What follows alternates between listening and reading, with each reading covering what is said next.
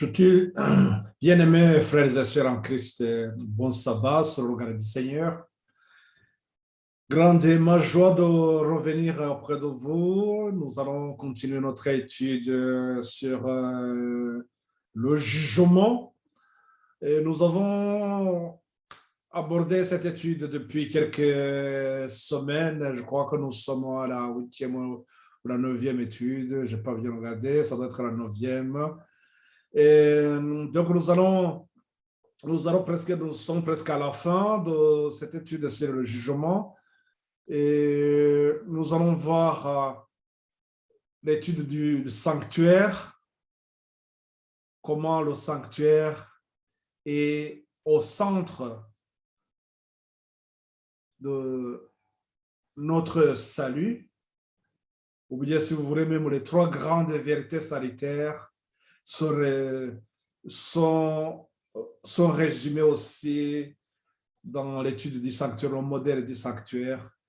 Donc, nous donne l'œuvre du Christ. Avant de commencer, nous allons nous incliner, demander le Seigneur qui nous accompagne dans cette étude pour que là où vous êtes chez vous, même dans les coins les plus reculés de ce monde, vous puissiez aussi suivre cette étude et que les anges comblent vos besoins et que vous donnent tout ce dont vous avez besoin pour marcher dans la lumière que le Seigneur avec laquelle le Seigneur nous éclaire jour après jour.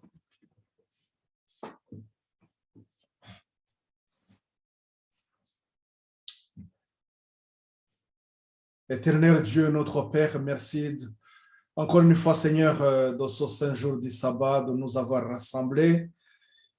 Et devant le trône de grâce, nous venons avec nos faiblesses, nos manquements, nos péchés. Seigneur, nous savons que nous ne pouvons pas aussi entrer dans ce lieu saint. C'est pour cela que nous demandons ta grâce. Veille nous purifier, nous laver dans le sang précieux de notre Seigneur Jésus, afin que nous puissions marcher dans la sainteté.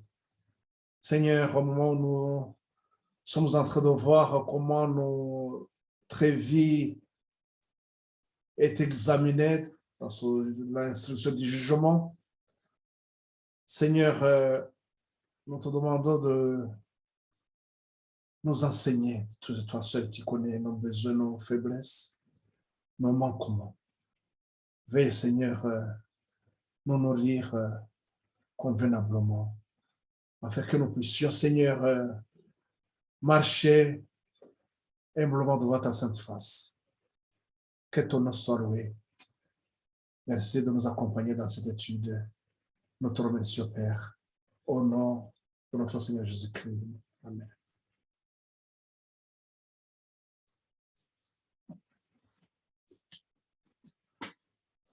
Donc, ceux qui me suivent à travers aussi le Facebook, mes salutations fraternelles.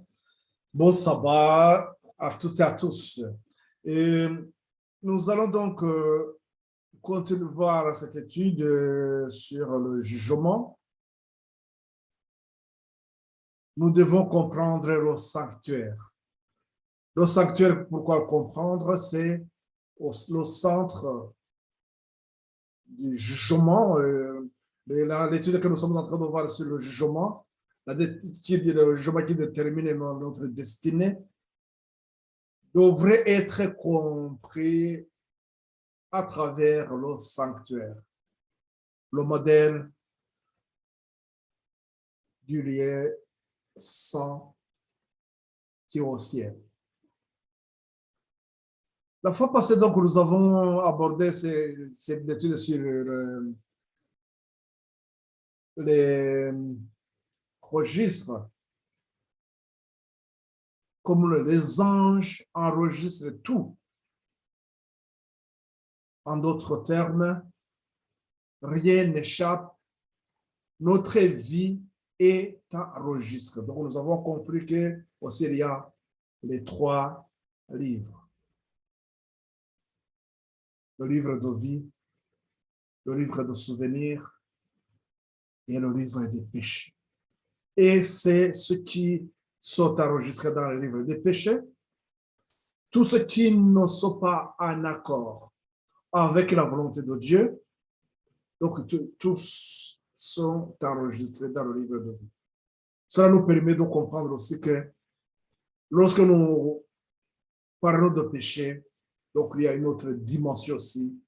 Nous devons, tout ce qui n'est pas en accord, tout ce qui n'est pas en harmonie avec la volonté de notre Dieu est considéré comme péché et devrait être effacé du registre du ciel. Sinon, notre nom sera effacé du livre de vie. Donc, on a d'autres destinées seraient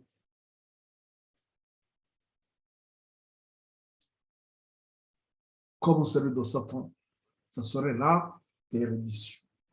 Donc, c'est pour ça que nous devons comprendre comment le sanctuaire aussi, il a ce jour. On nous indique donc sur le registre du ciel, l'égoïsme secret du cœur non est mis en pleine lumière.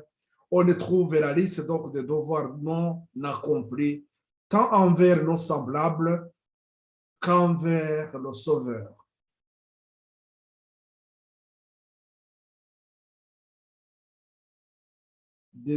On y voit combien d'heures de pensées et de forces qui appartenaient à Dieu ont été données à Satan.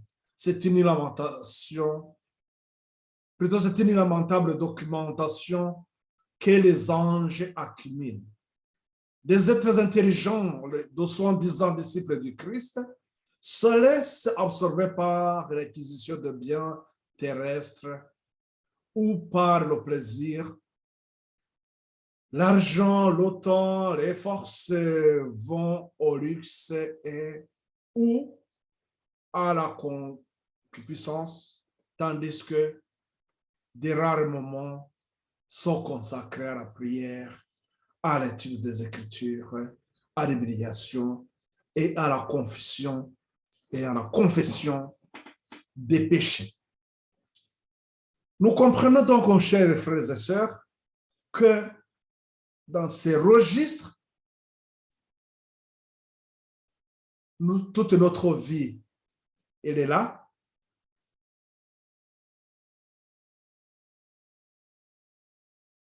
Toute notre vie est enregistrée, soit c'est dans le livre de vie, plutôt dans le livre des souvenirs, ou bien dans le livre des péchés. Donc, c'est-à-dire que nous sommes, c'est l'un ou l'autre. Il n'y a pas d'autre. Et que ceux qui sont dans le livre des péchés, comme nous l'avons vu, déterminent si notre nom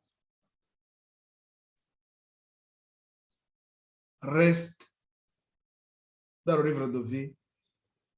Notre nom reste dans le livre de vie. Nous reste dans le livre de vie que lorsque dans le registre des péchés, tout est effacé.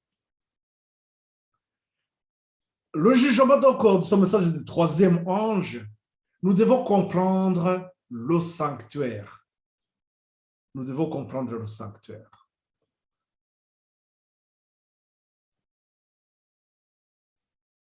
Nous allons, je vais d'abord aussi partager, donc l'écran pour que vous puissiez utiliser les images. Je m'excuse aussi pour la fois passée, je pensais l'avoir enregistré, mais j'ai par mégarde. Je ne vous ai pas partagé les images, donc je pense qu'il n'y avait pas beaucoup de choses, tout simplement. C'est toujours le même livre de la tragédie des siècles. Il y a quelques... Je vous ai donné, il y a un lien Je vais vous donner, vous allez trouver un lien, comment même vous pouvez vous voir ce livre, comment vous pouvez lire ça par Internet. D'abord, ce serait bien même que vous puissiez télécharger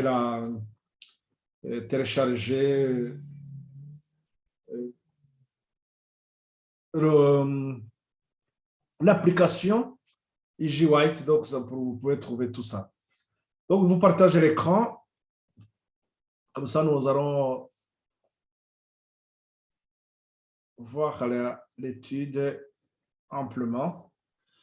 Donc,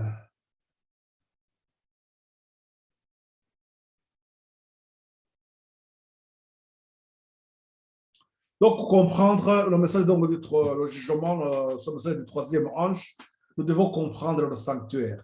C'est toujours donc le livre de la tragédie des siècles, au chapitre 28. Comme je vous disais, je vous ai donné là en bas, il y a aussi l'application que vous pouvez télécharger qui vous donne tous les livres dont nous nous servons. Il y a beaucoup de choses dedans, entre autres ce livre aussi, La tragédie des siècles. Et dans toutes les langues même, vous avez ces livres dans toutes les langues. Il y a une multitude, donc là, vous pouvez le trouver en français, en anglais, donc vous pouvez vous procurer ça facilement. Le sanctuaire, donc le modèle du sanctuaire céleste qui a été donné à Moïse, tel que nous l'avons dans Exode au chapitre 25, nous avons vu que c'était une réponse à une question que Adam pourrait se poser, comment il serait sauvé. Et c'est comme ça que ils ont eu cette question a été, la réponse à cette question a été donnée lorsque le peuple d'Israël sortait de l'Égypte. Lorsqu'ils étaient donc dans le désert, Dieu dit à Moïse de lui faire un sanctuaire. Ils me feront un sanctuaire et j'habiterai au milieu d'eux. Exode donc 25 au verset 8. Mais donc pour construire son sanctuaire, il faudrait regarder le modèle donc, qui est au ciel, tel que nous l'avons au verset 9. Au verset 9, il nous a dit qu'il faudrait regarder le modèle qui est au ciel. C'est-à-dire que le sanctuaire qui est construit sur terre, le sanctuaire que Moïse a construit dans le désert, est le modèle et la copie de ce qui se trouve au ciel. Le sanctuaire donc céleste est le centre même de l'œuvre de Dieu en faveur des hommes, l'œuvre du Christ, comme il a été promis à Adam et Ève dans Genèse 3,15, qu'ils auront un sauveur. Le sauveur, donc, comment il allait faire? C'est cette étude qui a été donnée à travers le sanctuaire. Voilà pourquoi il est très important d'étudier, de faire cette étude du sanctuaire, parce que nous comprenons par là comment nos péchés sont effacés, comment nous pécheurs, nous devenons justes devant Dieu. Et nous sommes, et par conséquent, donc nous sommes héritiers avec Christ, puisque dans le registre des péchés, tout est effacé grâce à l'intercession de Christ. Le Satan, auteur donc des péchés, il est toujours en œuvre, mais le sanctuaire aussi nous sert de la voie du salut. La voie de notre salut, nous la voyons donc à travers le sanctuaire. Le grand séducteur donc déclare à ses agents que nous devons suivre de près ce qui attire l'attention des foules sur le sabbat de l'Éternel. Ils en amèneront beaucoup à discerner les exigences de la loi de Dieu et la lumière même qui fait apparaître le sabbat révèle aussi le ministère du Christ dans le sanctuaire céleste et montre que les derniers efforts pour sauver les hommes s'accomplissent en ce moment. Satan, dans sa stratégie,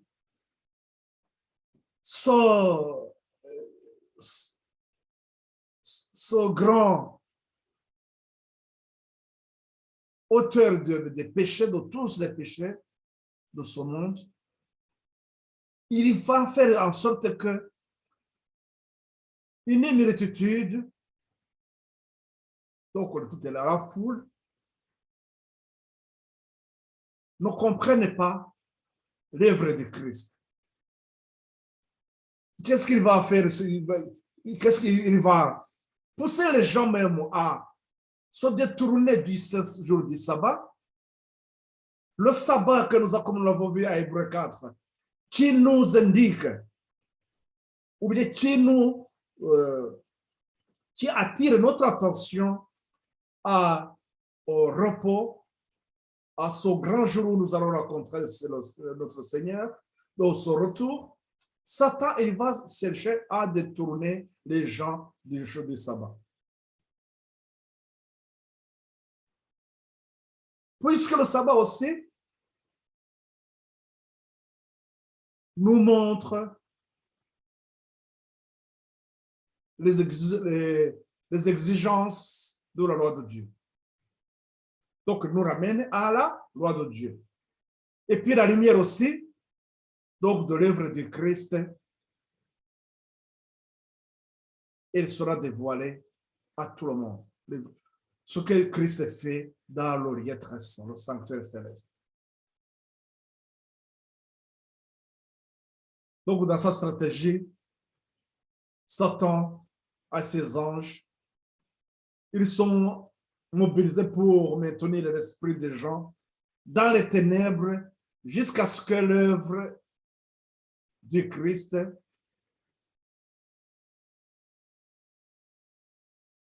soit terminée. Donc, la fin du temps de grâce surprend pour que la fin du temps de grâce surprenne beaucoup de monde. Nous avons ça dans le conseil à l'Église, au chapitre, plutôt à la page 160, au paragraphe 2, cette citation que je viens de vous lire, et dans cette stratégie de Satan, comment il nous empêche de garder notre esprit sur ce qui concerne notre vie, notre destinée. Satan, donc, il va inventer de prétextes pour occuper notre attention sur d'autres choses. Satan invente d'innombrables prétextes pour occuper notre attention ailleurs qu'aux objets qui devraient le plus nous absorber. Le grand séducteur haï, le grand séducteur et les glorieuses vérités, ou bien les trois grandes vérités salutaires, qui mettent en évidence un sacrifice expiatoire et un tout-puissant médiateur. Il sait qu'il ne réussira pas. Il sait qu'il ne réussira dans les entreprises qu'en détournant les esprits loin de Jésus et de sa vérité. Lorsque Satan accapare nos pensées, nous met loin du sanctuaire, c'est-à-dire nous met loin de l'œuvre du Christ, donc notre salut est caduque, donc nous ne pourrons pas accomplir notre mission. Nous ne pourrons pas nous repentir, confesser nos péchés, donc nous ne pouvons pas entretenir notre relation avec Christ. Vous pouvez vous trouver ça dans la tragédie des siècles, la page 300, plutôt la page 530, et je crois que c'est là où il nous parle de l'œuvre de la sanctification. Et vous pourrez aussi voir, vous pouvez également voir dans la tragédie des siècles au chapitre 32, et il nous est relaté les pièges de Satan. Le chapitre 32 nous parle, des pièges de Satan. Ça va nous permettre de comprendre davantage comment l'ennemi, dans sa subtilité, nous met loin de Dieu, de notre Seigneur, et détourne notre attention. Donc, ce chapitre pourra vous aider aussi, le chapitre 32.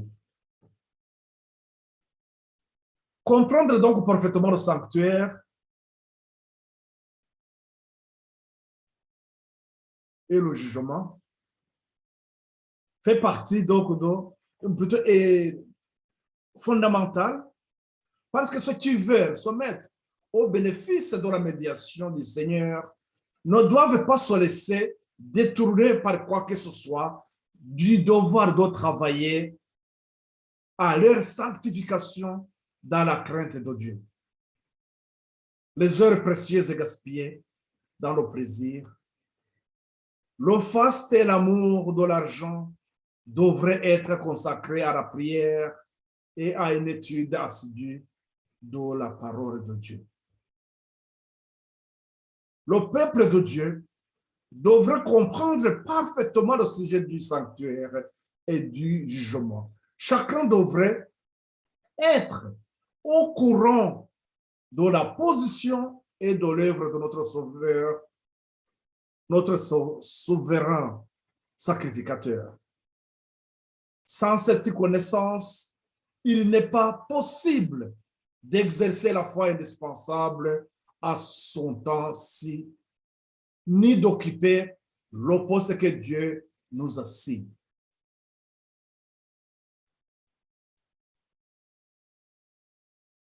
Le peuple de Dieu, ceux-là qui attendent le retour du Christ, ceux-là qui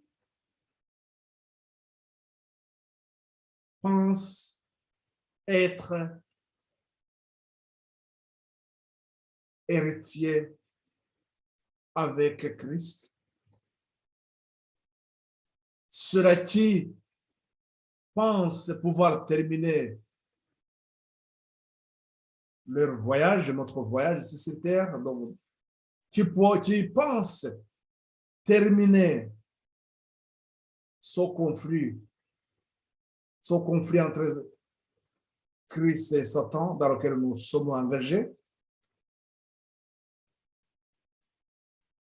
Ceux-là qui pensent être victorieux devraient comprendre parfaitement le sujet du sanctuaire et du jugement. Là, j'attire attention à tous ceux qui se réclament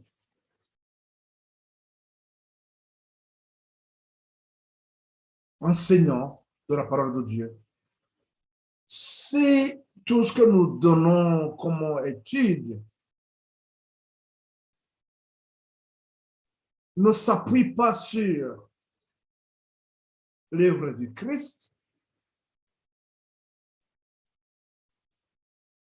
tout simplement ne s'appuie pas sur le sanctuaire, c'est que cet enseignement n'apportera rien aux pécheurs que nous sommes. Nous devons comprendre comment un pécheur devient juste, comment nos péchés sont effacés.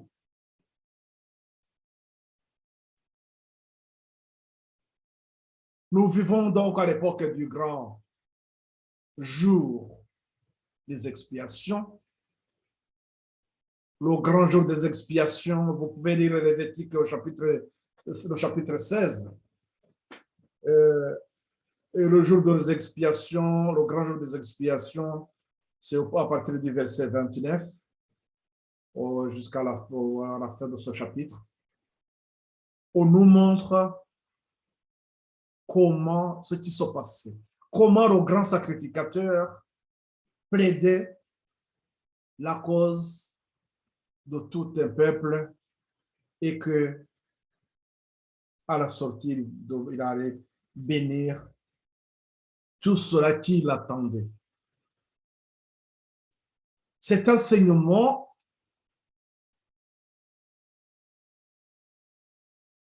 est le symbole de l'œuvre de Christ, de notre grand, de Jésus-Christ, le grand sacrificateur, qui aujourd'hui, il est devant le tribunal en train de plaider les cas de chacun de nous. Voilà pourquoi cet enseignement, donc le jugement, voilà, c'est le lien qui est avec ce chapitre. Nous vivons donc à l'époque du grand jour des expiations.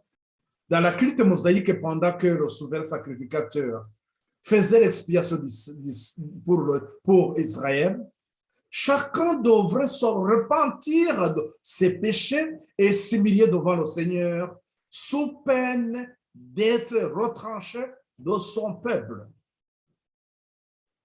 Sous peine d'être retranché de son peuple. Maintenant, de même pendant les quelques jours de grâce qui restent encore, rappelons-nous que nous sommes dans la fin du temps de grâce est proche. Maintenant, de même pendant quelques jours de grâce qui restent encore, tous ceux qui veulent que leur nom soit maintenu dans le livre de vie doivent affliger leur âme devant Dieu, ressentir une véritable douleur de leur péché et faire preuve d'une sincère conversion. Un sérieux retour sur soi-même, donc, est nécessaire. L'auto-évaluation, l'auto-examen, nous devons chacun nous examiner, voir réellement quelle serait notre position devant le Seigneur.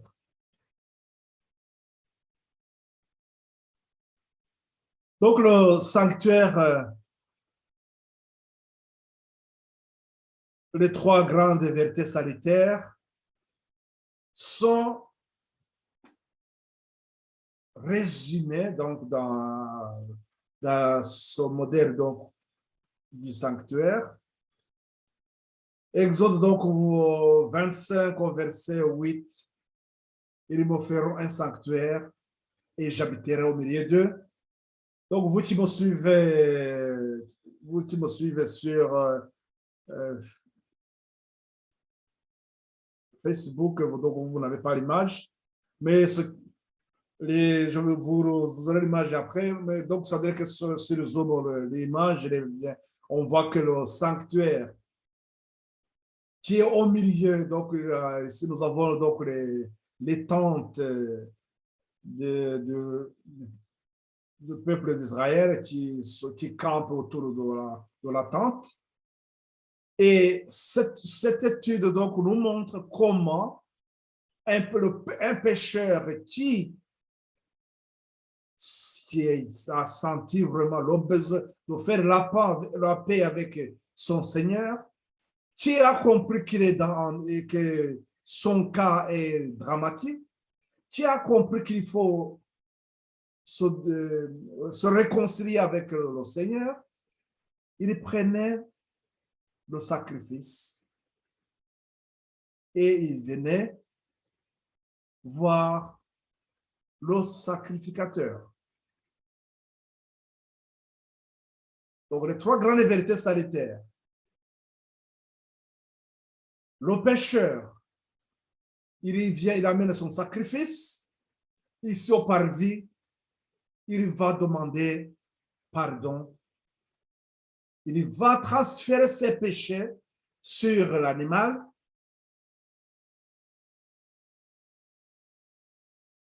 Il va égorger l'animal. Le sacrificateur, lui, il va prendre le sang et l'amener où? Dans le lieu saint. et il va asperger le sang sur la voile qui sépare l'Orient saint et l'Orient très saint. Pour dire tout simplement qu'il est là, il transfère les péchés dans l'Orient très saint. Là où il y a, dans l'Orient très saint, nous avons le trône, il y a l'arche de l'Alliance dans lequel il y a la loi de Dieu. Il y a aussi la manne, il y a la verge d'eau, Aaron. Donc, les péchés, donc par là, qu'est-ce que nous comprenons? C'est-à-dire que le pécheur, lui, là, il s'est débarrassé de ses péchés, il a transféré ses péchés sur l'animal, et par le sang, les péchés aussi sont transférés dans le lieu très saint par le sacrificateur. Cela revient à dire tout simplement que le pécheur, il a sacrifié l'animal et après, il rentrait chez lui tranquille. Les péchés, le sacrificateur, il va faire la suite. Et ça, donc c'était la repentance et il y avait aussi la foi que ces péchés sont envoyés, donc sont pardonnés. C'était ça la première étude que Dieu aussi a donnée à Adam et Ève. Et cette étude, comme nous l'avons vu, a duré des siècles et des siècles jusqu'à ce que le sacrifice qui était symbolisé arrive aussi à ça. Le moment de ce sacrifice arrive, donc ça dit la crucifixion du Christ. La deuxième étape, donc le sacrificateur qui va aller dans le lieu très saint, c'était pour donc, nous parler de la justice du Christ, celui qui nous justifie, qui va plaider notre cas devant le trône, qui va devant le tribunal, qui va nous restaurer et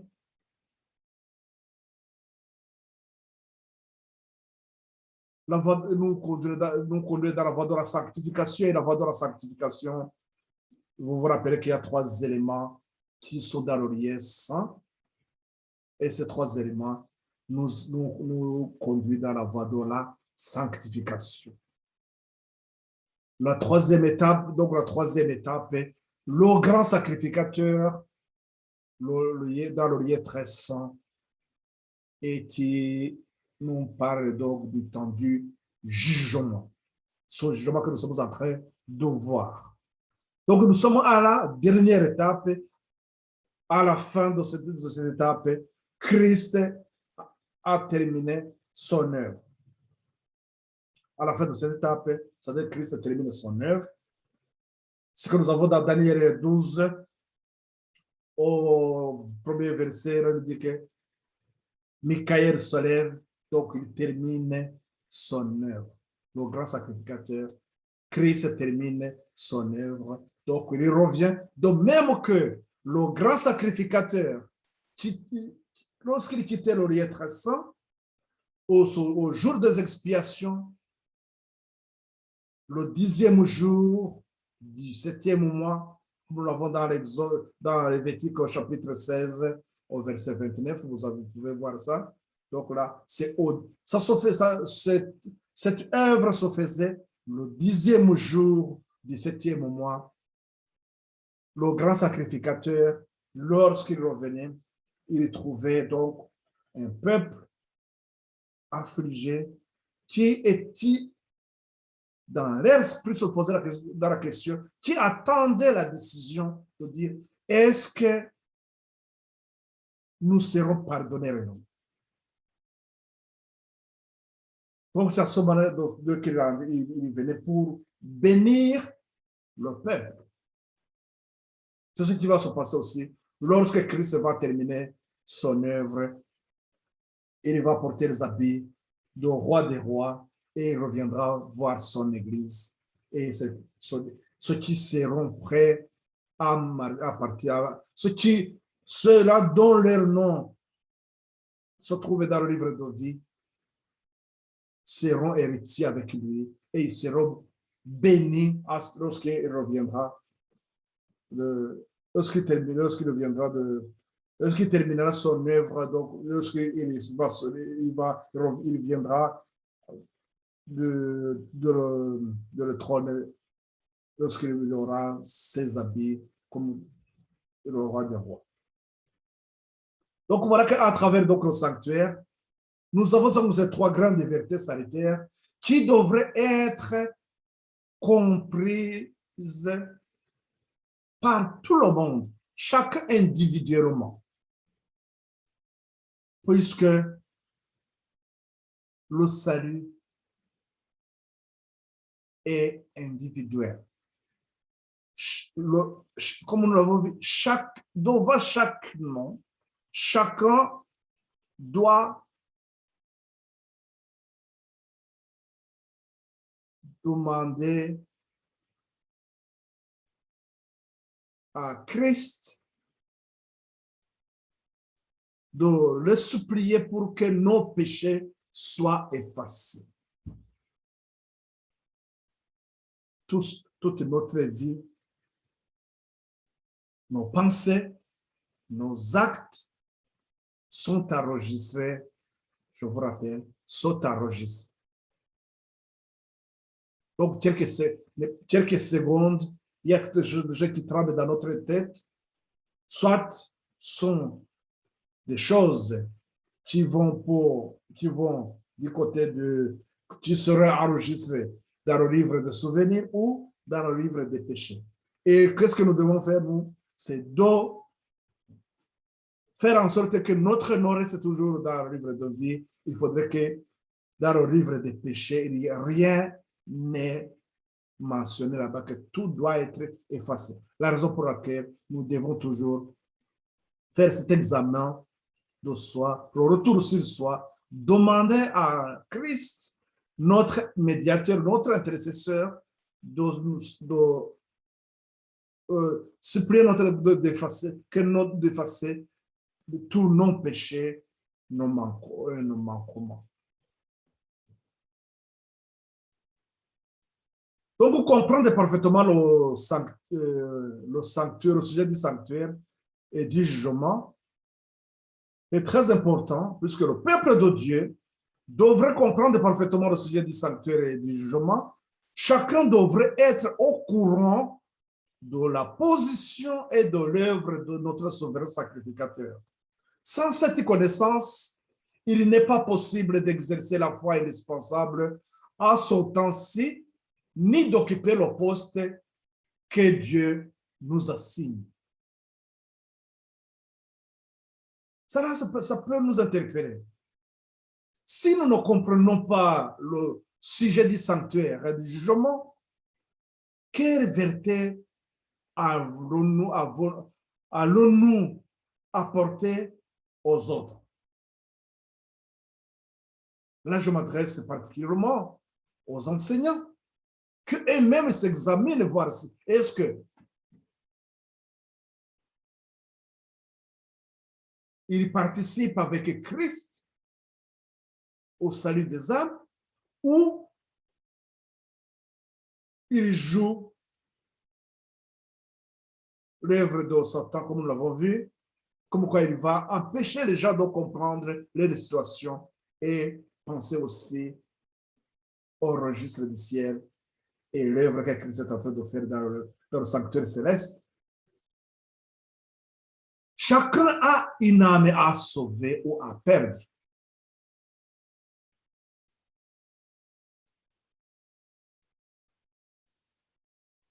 Sans cette connaissance, il n'est pas possible d'exercer la foi indispensable à ce temps-ci, ni d'occuper le poste que Dieu nous assigne. Le poste que Dieu nous assigne. Chacun a une âme à sauver ou à perdre.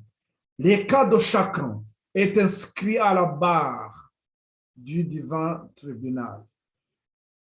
Chacun sera appelé à comparaître face à face devant le juge éternel. Il importe donc au plus haut point de penser souvent à cette scène du jugement où les livres sont ouverts et où, comme Daniel, chacun sera debout pour son héritage à la fin des jours. À la fin des jours, nous devrions aspirer à être parmi les héritiers. Ceux-là qui, comme Daniel, sera debout pour l'héritage à la fin des jours. Nous avons donc dans Daniel 12, chapitre, verset 13, donc c'est les dernières paroles donc, de ce livre, de Daniel. Il nous explique, il nous a dit, il montre à Daniel, l'ange confirme à Daniel, voilà, Daniel, tu seras debout, tu as fait tout ce que tu devrais faire. Dieu approuve ta démarche, donc tu es parmi ceux-là qui se relèvera pour l'héritage du ciel. Voilà ce qui devrait être notre préoccupation de tous les temps. Se demander si réellement notre nom est toujours inscrit dans le livre de vie. Le sanctuaire donc céleste est le centre de l'œuvre de Dieu en faveur des pécheurs.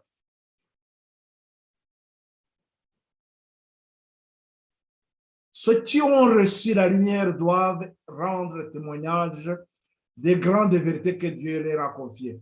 Le sanctuaire céleste est le centre même de l'œuvre de Dieu en faveur des hommes. Genèse 3,15, Dieu promet un libérateur. Ça revient à dire tout simplement que le sanctuaire céleste est le centre même de l'œuvre de Christ en faveur des hommes. Il intéresse tous les habitants de la terre. Il nous expose le plan de la rédemption, nous amène à la fin des temps et nous révèle l'issue triomphante du conflit entre la justice et le péché. Il est donc important que chacun étudie à fond et soit en état de rendre raison de l'espérance qui est en lui. 1 Pierre 3, 15, que chacun doit être à mesure de répondre à toute personne qui lui demande la raison de sa foi. Sur notre foi est basée, et sur quoi elle est appuyée. Elle s'appuie sur quoi notre foi. Nous devons comprendre que notre salut est bien détaillé à travers donc le sanctuaire. Les trois grandes vérités salutaires. Le sacrifice, Jésus le sacrifice, Jésus le sacrificateur, Jésus le grand sacrificateur. Nous devons avoir une compréhension parfaite de cette œuvre que Christ fait aujourd'hui dans le lieu très saint, dans le sanctuaire céleste, ce qui concerne donc le jugement où le cas de chacun est examiné et la destinée, la décision est prise aussi. Jésus nous a frayé la voie qui mène au trône du Père. Nous comprenons par là que donc, le sanctuaire Jésus nous a frayé la voie qui mène au trône du Père. Nous comprenons donc, je reprends un peu. Donc, nous avons Jésus, sacrifice, Jésus, sacrificateur, et puis Jésus, grand sacrificateur.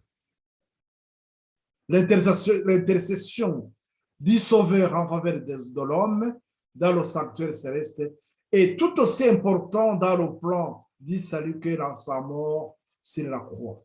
Depuis sa résurrection, Jésus achève dans le ciel l'œuvre commencée par lui sur la croix. Ce que Jésus a fait sur la croix, ça s'achève dans le lieu très saint. Ce que Jésus a fait sur la croix s'achève dans le lieu très saint devant le trône. Lorsqu'il plaide pour que nos péchés soient effacés du livre de péché, pour que notre nom reste inscrit dans le livre de vie. Nous devons donc, par la foi, aller auprès de lui, au-delà du voile, où il est entré pour nous comme précurseurs. Nous devons par la foi aller auprès de lui, au-delà du voile, c'est-à-dire dans le lieu très saint, où il est entré pour nous comme précurseur, comme nous l'avons dans Hébreux au chapitre 6 et au verset 20.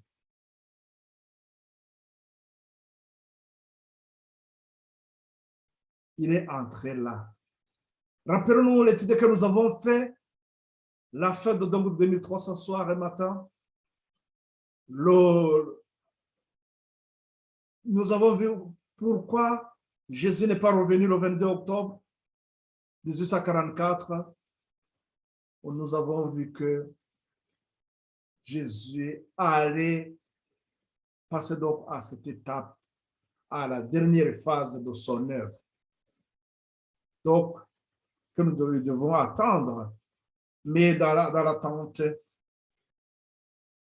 les enfants de Dieu devraient faire comme quoi, de même que lorsque le grand sacrificateur est dans le lieu très saint, donc le jour des expiations, le grand jour des expiations, le peuple devrait être dans la repentance, devrait être dans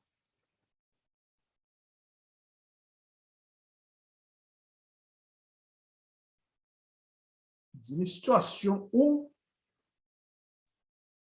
comme une fois je vous ai parlé de ça, dans cette attente d'une décision, de même que devant les tribunaux, imaginez que il va y avoir seulement une décision, donc on attend seulement une décision, une vie sauve, ou bien c'est la sentence, c'est la mort, ou bien une vie sauve.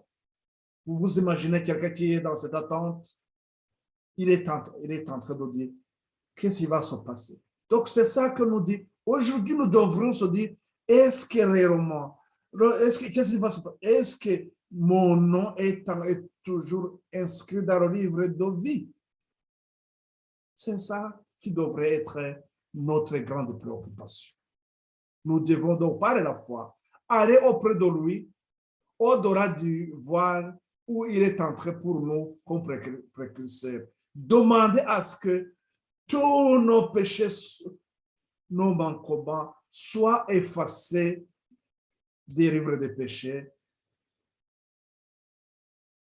Sinon, notre nom sera retranché du livre de vie. Donc, au-delà du voile, là se reflète la lumière du calvaire. Là, nous accueillerons une plus claire intelligence du mystère de la rédemption.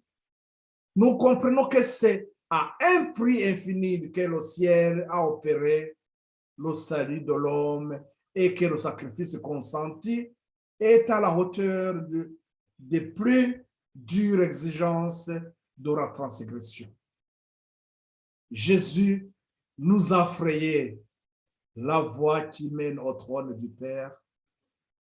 Désormais, grâce à sa médiation, tout désir sincère exprimé par ceux qui vont à lui, par la foi, peut être présenté devant Dieu.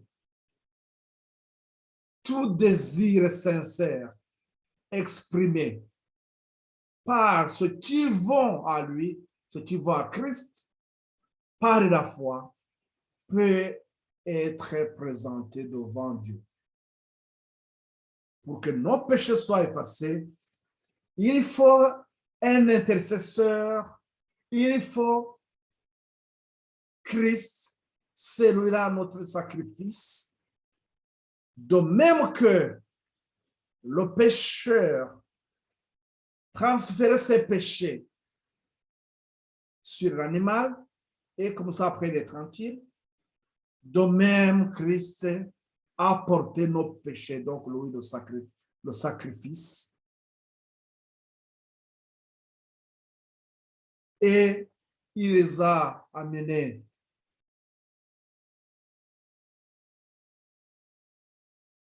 dans le lieu devant le trône de grâce. Il est en train d'intercéder pour que nos péchés soient effacés. Donc c'est par la foi, la même foi que le pécheur développe lorsqu'il va faire son sacrifice, lorsqu'il va transférer ses péchés, lorsqu'il va confesser la repentance. Donc, cette première étape là de la repentance. Donc, c'est à ce moment-là qu'il est pardonné, d'être pardonné. Mes frères et sœurs, nous allons arrêter cette étude, cette étude sur le sanctuaire comme la voie que Christ nous a frayée pour arriver au trône de grâce, pour que nos péchés soient pardonnés, pour effacer nos péchés du livre du registre du ciel. La prochaine étude qui va nous parler de la crainte de Dieu. La crainte de Dieu, donc, c'est haïr le péché. C'est ce que nous verrons la prochaine fois. Haïr le péché, donc, c'est ça. La crainte de Dieu se traduit donc à se débarrasser donc des péchés, c'est-à-dire à travers le sanctuaire, comprendre ce rôle que Christ est en train de faire pour nous. Et maintenant, nous devons aller auprès de Christ, au-delà du voile, aller voir Christ, notre grand sacrificateur, plaider, demander, confesser nos péchés, et lui va plaider notre cas devant le Père. Et notre nom restera dans le livre de vie. Que le Seigneur continue à nous instruire, nous conduise dans la voie de la sanctification, que chacun de nous prenne aussi son temps d'étudier, d'approfondir cette étude sur le sanctuaire, les 3 éléments que nous avons dans le lieu saint qui nous accompagnent dans la voie de la sanctification, la table de pain, le chandelier et l'autel de parfum, le pain, le pain, la table de pain, notre nourriture, donc la parole de Dieu que nous devons manger tout le temps, pour que nos pensées soient anoblies. Et comme une fois nos pensées sont claires, anoblies, donc Satan aussi ne pourra pas nous détourner, puisque c'est dans la parole de Dieu que nous allons tirer des principes qui vont nous conduire dans notre vie. Et